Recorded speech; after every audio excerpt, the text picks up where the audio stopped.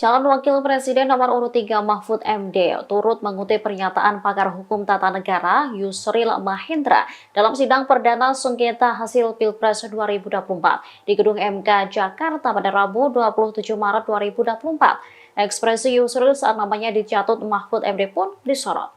Pernyataan Yusril yang dicatut Mahfud ialah saat meminta MK agar tidak fokus pada masalah angka saat menangani sengketa hasil pemilihan presiden. Mahfud menyebutkan pernyataan itu diucapkan Yusril ketika menjadi ahli pada sidang sengketa hasil Pilpres 2014 lalu. Sementara Yusril saat ini menjadi ketua tim pembela Prabowo Gibran dalam sengketa hasil Pilpres 2024. Mahfud kembali mengutip pernyataan Yusril yang menyebut pandangan tersebut bukanlah pandangan lama, akan tetapi pandangan baru yang terus berkembang hingga dewasa ini.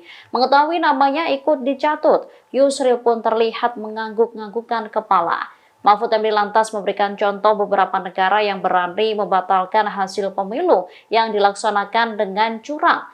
Negara-negara itu diantaranya Australia, Ukraina, Bolivia, Kenya, Malawi, dan Thailand. Harian Media Indonesia 7 Juli 2009 menulis editorialnya dengan judul Hormat untuk Mahkamah Konstitusi yang alinea pertamanya dimulai dengan kalimat untung ada Mahkamah Konstitusi.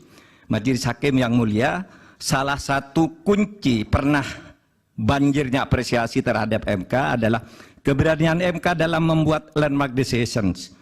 Keputusan monumental dengan berani menembus masuk ke relung keadilan substantif sebagai sukma hukum, bukan sekedar keadilan formal prosedural semata. Dalam hal pengujian undang-undang misalnya, teori OPL atau Open Legal Policy itu lahir atau sekurang-kurangnya secara resmi digunakan pertama kali oleh Mahkamah Konstitusi. Dalam hal pelaksanaan pemilu, MK memperkenalkan pelanggaran TSM yang kemudian diadopsi di dalam tata hukum kita. Mahaguru Hukum Tata Negara Profesor Yusril Iza Mahendra saat ikut menjadi ahli pada sengketa hasil pemilu 2014 dan bersaksi di MK pada tanggal 15 Juli mengatakan bahwa penilaian atas proses pemilu yang bukan hanya pada angka harus dilakukan oleh MK.